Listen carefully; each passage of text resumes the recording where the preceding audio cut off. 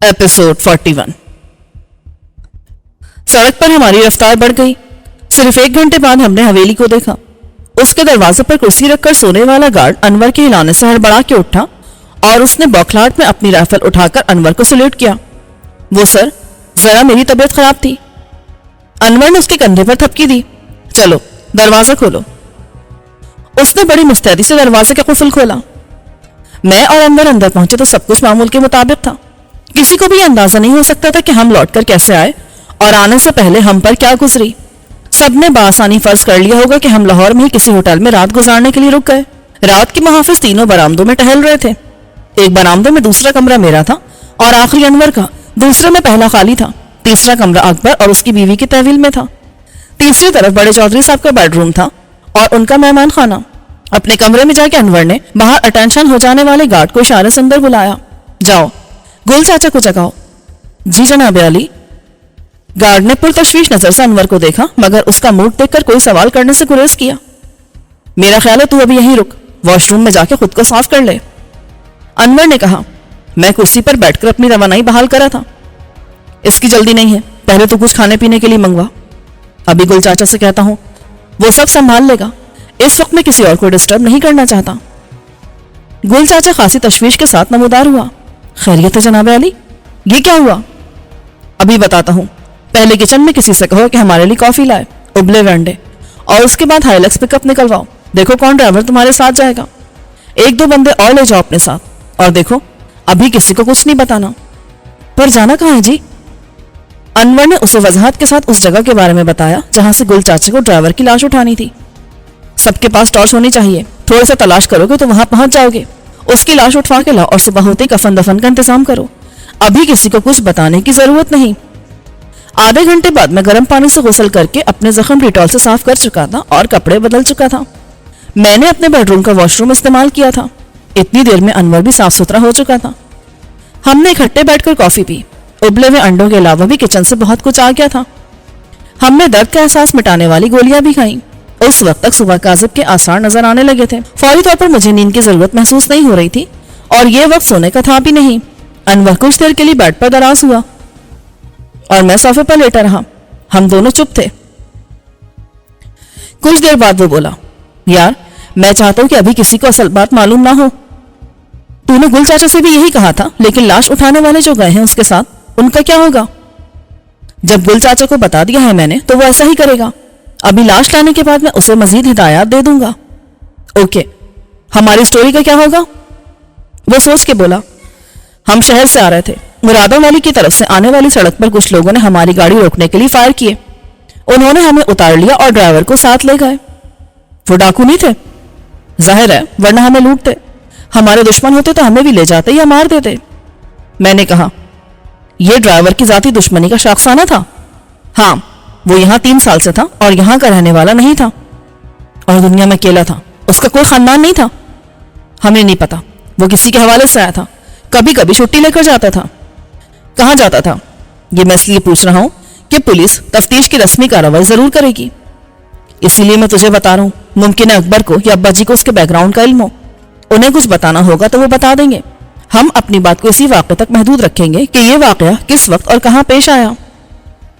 हम इतनी रात घर वापस क्यों आ रहे थे? हम वक्त पर पहुंच जाते। मेरा मतलब है रात को लाहौर से खाना खा के चलते तो ज्यादा से ज्यादा 12 बजे तक यहाँ होते, लेकिन लाहौर से बाहर आए तो गाड़ी में कुछ खराबी हो गई। ड्राइवर ना जाने कहां से मैकेनिक को लाया। देर इसीलिए हुई। ड्राइवर के वो दुश्मन जानते थे कि वापस वो इसी रास्ते से गुजरेगा। वो इंतजार करते रहे। और वाकया कब पेश आया? रात 2:30 बजे के बाद। फिर हम पैदल वापस आए। और ये खराशें जो हम दोनों को आई हैं? वो सोच में पड़ गया। स्टोरी में तरमीम कर लेते हैं। वो हमें भी ले गए थे, मगर जंगल में एक जगह उन्होंने हमें उतार दिया। फिर बारिश हुई। गाड़ी को वो ड्राइवर समेत आगे कहाँ ले गए ये हमें नहीं मालूम। हम बारिश रुकने के बाद आए तो ये खराशें आई। ठीक है, तू ये चाहता है कि कहानी में से साजिश का अंसर निकाल दिया जाए। हम ये ना कहें कि कातिलाना हमला हम पर किया गया था। हाँ, मेरा यही मकसद है। इस वारदात के पीछे जो भी था उसे शक ना हो। शक तो हमारे झूठ से हो ही जाएगा। वो बोला, हाँ, लेकिन वो समझेगा कि हम डर गए या हम इस वाक़े की तहशीर नहीं चाहते। उसे यही परेशानी होगी कि आखिर हमने ऐसा क्यों किया। उसका तजस्सुस उसे मजबूर करेगा कि झूठ की वजह जाने। जैसे तेरी मर्जी यार, लेकिन क्या तुझे किसी पर शक है? वो मेरी आंखों में आंखें डाल के बोला। उसका नाम लेना जरूरी है दोस्त? नहीं, सबूत कोई नहीं तो नाम लेने से फायदा? राइट, सबूत मिल जाएगा, आज न सही कल, लेकिन अब मैं भी चौकस हूं। मुझे मालूम है वो चैन से नहीं बैठ सकता। अनवर अली की राय से इख्तलाफ की गुंजाइश भी नहीं थी। उस मौजू पर मजीद बात करने का मौका भी ना मिला। गुल चाचा ने अंदर आके कहा, मैयत आ गई है जनाब अली। अनवर उठ खड़ा हुआ। कहाँ रखी है? मेहमान खाने में। वो कुछ उदास था। जानते हो ना, हमारी गाड़ियों की सर्विस और देखभाल कहाँ होती है? उन्हें फोन करके बता दो कि गाड़ी को हादसा पेश आया है और वो कहाँ मौजूद है। उसे उठवा लें। मैं शहर जाऊंगा तो उनसे बात कर लूंगा। ड्राइवर कब से हमारे पास था? 3 साल से ज्यादा हो गए जनाब। कहाँ का रहने वाला था? किसके हवाले से आया था? उसका कोई वाली वारिस है? सवात या गिलगित का रहने वाला था। बड़े चौधरी साहब के पास आया था। उन्हें मिला था कहीं। साल में 1-2 बार छुट्टी लेकर जाता था, मगर ये नहीं मालूम कि कहाँ। सुना है कबायली इलाके से भागा हुआ था। कोई लड़की निकाल कर लाया था। उसके कबीले वाले पीछे लगे हुए थे। काफी अरसा दोनों छुप कर रहे और इधर उधर फिरते रहे। फिर कबीले वालों को पता चल गया। उन्होंने दोनों को कत्ल करने के लिए घेर लिया, मगर ये बचकर निकलने में कामयाब हो गया। अब अपनी बीवी के कातिल से बदला लेने के चक्कर में था और वो उसे मारने के चक्कर में उसने अपना नाम भी बदल रखा था। तुम तो सब कुछ जानते हो। ये उसने खुद बताया था तुम्हें? जी जनाब। आदमी बिल्कुल अकेला कैसे रह सकता है? कोई तो होना चाहिए जिससे कभी दिल की बात कहे। पहले नहीं बताता था, मगर बाद में मुझ पर भरोसा करने लगा था। और कौन लोग थे खानदान में? सब थे जनाब अली, बाप, बहन, भाई। कमाई का क्या करता था? गुल चाचा ने कुछ तजब्जुब से कहा, कुछ नहीं, मेरे पास रखवा देता था। मैंने कई बार समझाया कि चलो अब बहुत शौक बना लिया, शादी कर लो, यहां अपना घर बनाओ। मेरी बात सुनता था, शायद मान भी जाता। गुल चाचा ने आंखों में आने वाले आंसू साफ किए। सब किस्मत के खेल है चाचा, अब उस रकम का क्या करोगे? उसने कहा था कि अगर मेरे दुश्मनों ने मुझे तलाश कर लिया तो छोड़ेंगे नहीं। कबायली 100 साल बाद भी बदला लेना नहीं भूलते। अगर ऐसा हुआ तो मेरी लाश मेरे खानदान वालों तक पहुंचाने की कोशिश करना और ये सारी कमाई मेरी मां को दे देना। मैंने कहा, तुम्हें उसकी फैमिली का कुछ पता है? जी सर, उसने खुद ही मुझे पता दिया था। ठीक है, फिर तुम खुद ही ये जिम्मेदारी पूरी करो। यहां पुलिस की रस्मी कार्रवाई पूरी हो जाए तो मैयत को ले जाओ। अनवर ने कहा, जो कुछ तुमने हमें बताया है पुलिस को भी वो बता देना। बता दूंगा सर, अब छुपाने का कुछ फायदा नहीं। आपने देखा होगा उन्हें जो कत्ल करने आए थे उसे। अनवर ने कार में सर हिलाया। इसलिए उन्होंने हमें उतार दिया था जंगल में ले जाके। हम उनके चेहरे नहीं देख सके थे। गुल चाचा चला गया तो अनवर बोला, हम जो कहानी बना रहे थे वो हकीकत थी।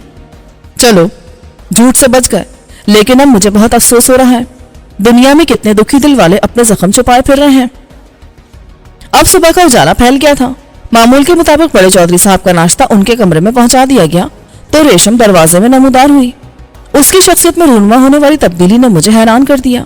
ऐसा अचानक हुआ था या पहले मैंने इस पर गौर नहीं किया था? मेरे सामने जो लड़की थी वो किसी भी तरह देहाती नहीं थी। उसका लिबास बेशकीमती नहीं, जदीद तरीन वज़ा का भी था और यह फैसला करना मुश्किल था कि लिबास उस पर हसीन लग रहा था या लिबास ने उसे इतना हसीन बना दिया था। रेशम का रूप भी निखर आया था और महसूस ना होने के बावजूद उसने बड़े सलीके से हल्का सा मेकअप भी किया था। हम दोनों को दम बखुद और पलक झपकाए बगैर अपनी तरफ देखता पाके रेशम का चेहरा लाल हो गया। वो खुश भी हुई तो ये एक फितरी बात थी, यही वो चाहती थी। उसने कहा, क्या हो गया है तुम दोनों को? मैं रेशम हूं। नहीं, हम रेशम को नहीं जानते।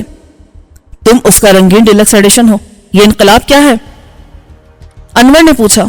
वो शर्मा के बोली, सलोनी ने सब किया है। अनवर ने कहा, उसे मैं प्राइड ऑफ परफॉर्मेंस दे सकता हूं। रेशम हंसी। वो क्या होता है? आला कारकर्दगी का नाम। उसने तो कमाल कर दिया। मैंने कहा, दोस्त तुम्हारा मतलब है रेशम खुद कुछ नहीं थी, अब हीरा नजर आ रही है, तो पहले कोयला थी। देखो, ये तुम्हें मुझसे बदगुमान करने की कोशिश कर रहा है। सोना तो सोना होता है, जरगर उसे जेवर बनाता है। रेशम हंस पड़ी। चलो अब बहुत हो गया। तुम लोग रात को कहीं से पिट कर आए हो क्या? ये हुआ क्या है? एकदम मुझे याद आया कि ड्राइवर की मैयत गेस्ट हाउस में रखी है और हम कैसी बातें कर रहे हैं।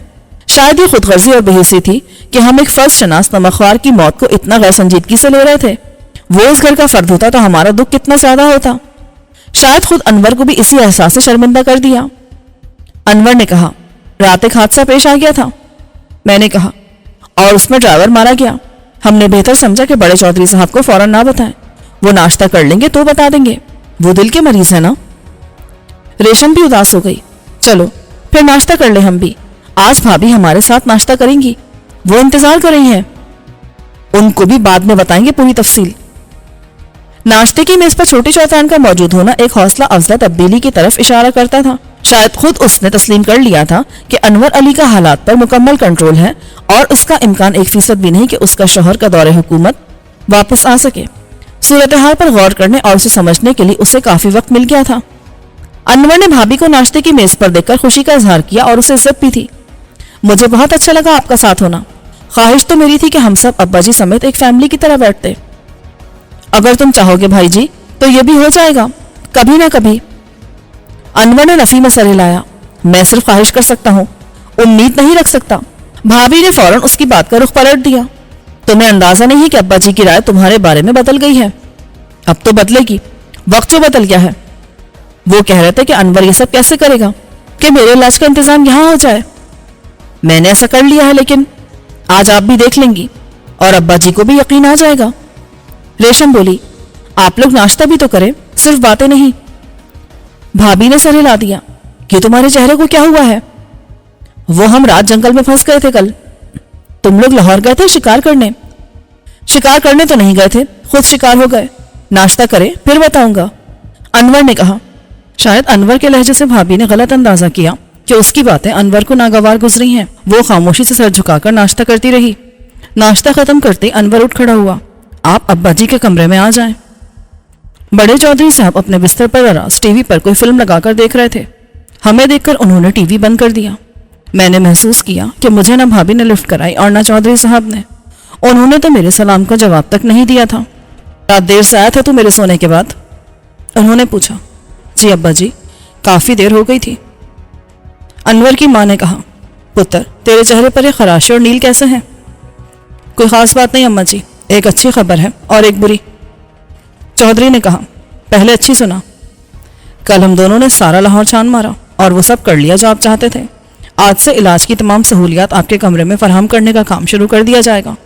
امید ہے اسی ہفتے میں سب کچھ لگ جائے گا، تمام مشینیں، انہیں چلانے کے لیے جنریٹر، ضروری دوائیں، سب آ جائے گا۔ چودھری کے چہرے پر کچھ خوشی کے آثار نمودار ہوئے۔ اچھا، میں تو سمجھ رہا تھا کہ مشکل ہوگا۔ کوشش سے مشکل بھی آسان ہو جاتی ہے ابا جی۔ ایک ڈاکٹر سے بھی بات کر لی ہے، وہ یہیں رہے گا۔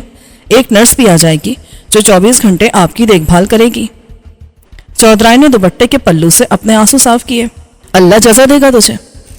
میں نے محسوس کیا کہ انور کے والدین کے رویے میں واضح ندامت تھی، مگر ان کا مرتبہ اور ان کی انا اس کے اعتراف میں حائل تھی۔ تاہم اب مجھے امید نہیں، یقین تھا کہ بہت جلد وہ خود انور کے ساتھ ہونے والی زیادتی اور ظلم کا اعتراف بھی کر لیں گے۔ چل اب بری خبر بھی سنا دے۔ وہ جو ہمارا ڈرائیور تھا نا سوات کا، وہ کل مارا گیا دشمنوں کے ہاتھوں۔ چودھری صاحب نے سارا واقعہ توجہ سے سنا، لیکن میں نے نوٹ کیا کہ انہیں اس پر زیادہ دکھ نہیں ہوا۔ ان کے لیے وہ عام ملازم ہی تھا۔ اس کی لاش میں سوات بھجوا رہا ہوں۔ اوے پتر، اس کی کیا ضرورت ہے، یہیں دفن کرا دو۔ چودھری بولا، دراصل مرنے سے پہلے اس نے درخواست کی تھی، پتہ بھی بتا دیا تھا اور میں نے وعدہ کر لیا تھا۔ انور بولا، آدھا دن ڈرائیور کی لاش کو کفن دینے کے بعد روانہ کرنے میں گزر گیا۔ میت گئی تو ماحول پر سوگوار فضا طاری رہی۔ دوپہر کے بعد گل چاچا ہماری حادثے میں تباہال گاڑی کو ورکشاپ پہنچانے چلا گیا۔ سپہر کے بعد میڈیکل کمپنی کا ایک ٹرک نمودار ہوا۔ اس میں 2 ماہرین تھے اور 2 مددگار، جن میں ایک خود ٹرک ڈرائیور تھا۔ ماہرین میں ایک وہی تھا جس نے مجھے سکھر جیل کے قیدی کی حیثیت سے شناخت کر لیا تھا۔ یہ میرے لیے خطرے کی گھنٹی تھی۔ اس کا امکان موجود تھا کہ وہ یہاں زیادہ فراغت کے ساتھ مجھ سے بات کریں اور مجھے بتائیں کہ ہو بہو میری شکل و صورت والا ایک سزائے موت کا قیدی اس نے سکھر جیل میں بھی دیکھا تھا۔ میں پھر اس کی پرزور تردید کر سکتا تھا اور خود اس سے پوچھ سکتا تھا کہ آخر اس کا سکھر جیل میں جانے کا اتفاق کیسے ہوا، لیکن ہر صورت میں مجھے رسک لگتا تھا۔ ٹرک سے اتر کر اس نے مجھ سے ہاتھ ملایا۔ کیسے ہیں آپ ملک سلیم صاحب؟ میں نے کہا، کل آپ نے اپنا تعارف کرا تو دیا تھا، مگر یہ نہیں بتایا تھا کہ آپ وہاں کرتے کیا ہیں۔ بس انسٹالیشن مینیجر ہوں، تمام مشینیں اور آلات لگانا اور ان کی پاور سپلائی میرا کام ہے۔ یہ الیکٹریکل اور میکینیکل انجینئرنگ ہے۔ آپ کے پاس دونوں ڈگریاں ہیں؟ میں نے BSc کیا تھا میکینیکل انجینئرنگ میں NED کراچی سے. پھر مجھے کمپنی نے 1 سال کی ٹریننگ پر جاپان بھیجا اور وہاں میں نے مختلف اسپتالوں کو دیکھا، انسٹالیشن پروسیس کو دیکھا اور ایک طرح سے اپرینٹس کی حیثیت سے کام کرتا رہا. یہ دوسرے صاحب ان مشینوں کی ورکنگ اور کارکردگی دیکھتے ہیں. مینٹیننس انجینئر ہیں، علیم الدین نام ہے ان کا. علیم الدین اس وقت انور سے بات کر رہا تھا. وہ ہمارے قریب آ گئے. ملک، یہ علیم صاحب ہیں، یہ کمرہ دیکھنا چاہتے ہیں جہاں سارا اکوپمنٹ لگایا جائے گا. علیم نے مجھ سے ہاتھ ملایا اور چند منٹ بعد ہم بڑے چودھری صاحب کی خوابگاہ میں موجود تھے. دونوں ماہرین نے 2 منٹ میں اپنا فیصلہ سنا دیا. ہمیں یہ کمرہ خالی چاہیے، بالکل خالی. اس میں تو وقت لگے گا، انور نے پریشانی سے کہا. ابھی ہم اکوپمنٹ اتار جاتے ہیں، آپ بتائیں پھر کب آئیں؟ میرا خیال ہے کہ کل صبح، انور نے کہا. دوسری بات، ہم کمرے کو مکمل طور پر ڈس انفیکٹ کریں گے جیسا کہ اسپتال کا کمرہ ہوتا ہے. دیواروں پر سے سب اتار لیں جو موجود ہیں، ان پر سفید رنگ ہوگا. بڑے چودھری نے خاموشی سے احتجاج کیا. اوئے، پھر تو مجھے ہر وقت ایسا لگے گا کہ میں اسپتال میں داخل ہوں. نہیں ابا جی، آپ کو ایسا نہیں لگے گا. ہم اس کی نئی ڈیکوریشن کروا دیں گے، پھول اور تصاویر وغیرہ. آخر یہ بیڈ کیوں نہیں رہ سکتا؟ بڑے چودھری نے کہا. علیم سوچ کر بولا، رہ سکتا ہے، فوم بدل دیں گے، یہ بہت نرم ہو گیا ہے. اور بیڈ شیٹس اتنی ہوں کہ ہر روز بدلی جائیں، بالکل صاف اور الگ دھلی ہوئی. انور نے کہا. یہ کوئی مشکل کام نہیں، رنگ کے لیے بھی 1 دن چاہیے کم سے کم. رنگ کرنے والے بھی شہر سے ہی آئیں گے. وہ آپ ہی لے آئیں تو بہتر ہے. ہم لے آئیں گے، علیم نے کہا. اس کے بعد کمرے کو ایسے استعمال نہیں ہونا چاہیے جیسے کہ عام طور پر ہوتا ہے. صفائی کا خیال رکھنا بہت ضروری ہے. اس کی آپ فکر نہ کریں، انور نے جواب دیا. اب ان دونوں نے جائزہ لینا شروع کیا کہ کس چیز کے لیے کہاں جگہ مناسب رہے گی اور اسے کہاں سے پاور سپلائی ہوگی. شام ہوتے ہی وہ چلے گئے. مجھے بھی شناختی کارڈ آفس جانا تھا. انور مجھے ساتھ لے گیا. اس شام ہمیں کوئی اور مصروفیت نہیں تھی. انور نے غیر متوقع طور پر ریشم کو اپنے ساتھ چلنے کے لیے کہہ دیا. ریشم نے غالباً احتیاط پسندی سے کام لیتے ہوئے سلونی کو بھی دعوت دے دی تاکہ اس پر اکیلے میرے ساتھ جانے کا الزام نہ آ جائے. وہ ایک بڑی خوشگوار شام تھی. شناختی کارڈ کا مسئلہ تو چند منٹ میں حل ہو گیا. اس کے بعد ہم نے PC کے پرسکون اور خوبصورت ماحول میں چائے پی اور رات کے کھانے تک کا وقت وہیں تفریح میں گزارا. سلونی تو خیر ہمیشہ سے خوش لباس تھی. اس نے ریشم کو بھی حیرت انگیز طور پر اپنے جیسا بنا دیا تھا. لگتا ہی نہیں تھا کہ وہ بابا رحیم بخش کی وہی بیٹی ہے جو چند روز قبل تک دیہاتی فیشن کے سوا کچھ نہیں جانتی تھی. دونوں خواتین کی تعلیم میٹرک تک تھی. میٹرک دونوں نے پاس نہیں کیا تھا. ریشم بڑی حیرت سے سلونی کی نگرانی میں سوشل ایٹیکیٹس اور اپر کلاس کی خواتین کے ادب آداب سیکھنے میں کوشاں تھی.